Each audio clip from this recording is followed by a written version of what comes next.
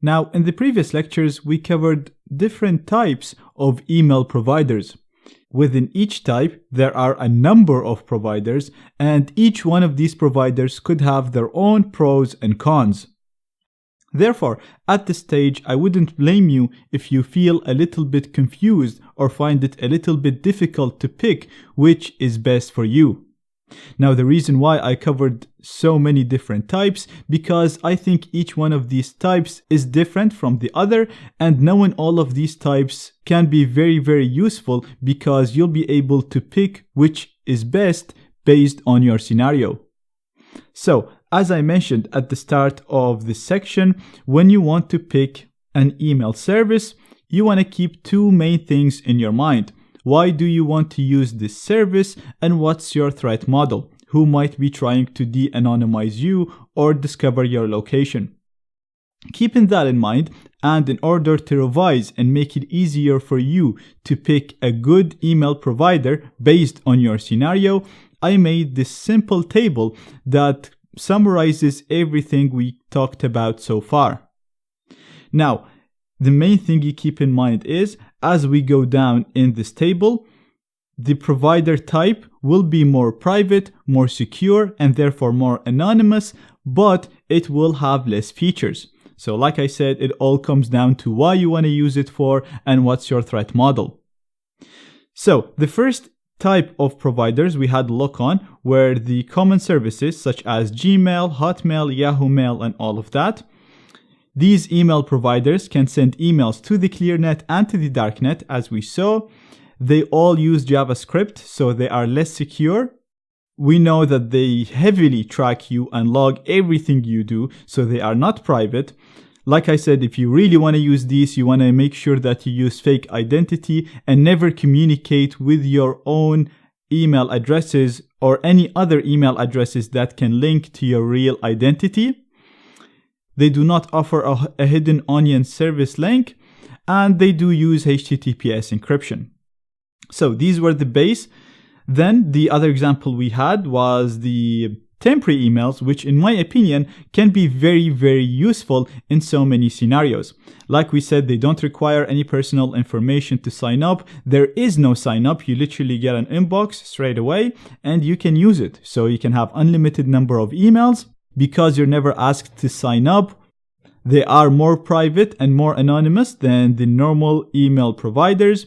They do use JavaScript, so again, they're not as secure as possible. They might be logging you, but the cool thing is some of them offer a hidden service, so you never need to exit the Tor network when you're using them, and they also use HTTPS to add an extra layer of encryption.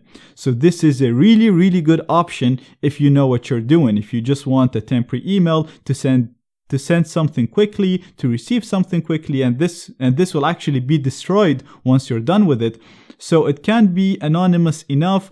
It can be great in so many scenarios, again, if you're trying to just bypass a registration form and so on. The next email providers that we had a look on were the privacy-focused, or what I called hybrid services. So they can communicate with ClearNet and Darknet services. They have a lot of nice features. What really differentiates them from the common services such as Gmail, Yahoo, and all of that is the fact that they will not track you, they won't be logging your movement, they don't require personal information. Like I said, these are privacy focused. Some of them will even have a Darknet address, so again, you can access them without exiting the Tor network, which will improve your privacy and anonymity. Some of them use end-to-end encryption. Again, in our example, ProtonMail uses end-to-end encryption. So like I said, even if they wanted to see what you're doing, they won't be able to see it. The only problem with these providers is the fact that they are real proper companies. They have servers on the ClearNet, and they have complied to court orders and disclosed information about their users previously. Now, like I said, they keep no logs and they require no personal information, and they use end-to-end encryption, so the amount of information they can share is limited because they don't know a lot. But again, the fact that they do comply sometimes puts them in second place in terms of anonymity. The other thing that you want to keep in mind is the fact that they require JavaScript. So when you use them, you need to have your security settings in the Tor browser to medium, which is not very secure. But if you're using ProtonMail or any other reputable email provider, and if that email provider is using HTTPS, then it is secure enough to enable JavaScript in the medium level. But again, this is still not as secure and as anonymous as possible. This led us to the last email providers, which are completely available on the darknet. They have no clear net addresses. So again, when you use them, you never exit the Tor network. This increases your privacy and anonymity. They also do not require JavaScript.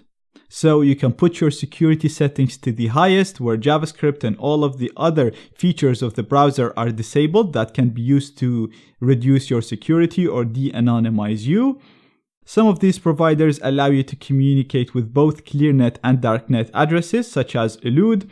And we also had an example of Torbox, which is a provider that only allows you to communicate with Darknet addresses. Now, this is great because, like I said, it keeps you limited and it keeps you as anonymous as possible. Now, it goes without saying that none of these services track you, none of them keep logs. Because they run as Onion services, they make full use of the privacy provided by Tor, and on top of that, some providers such as Elude provides end-to-end encryption and even personally encrypt the storage that stores your emails.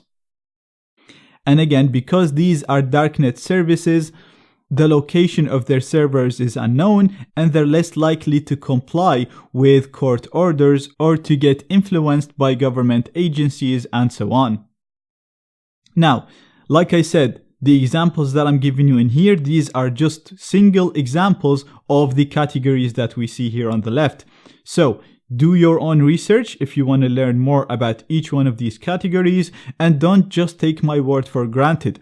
Go read the privacy policy, read the history of each of these companies, make sure that this company or this provider is the best for you, for your scenario, and only then start using it.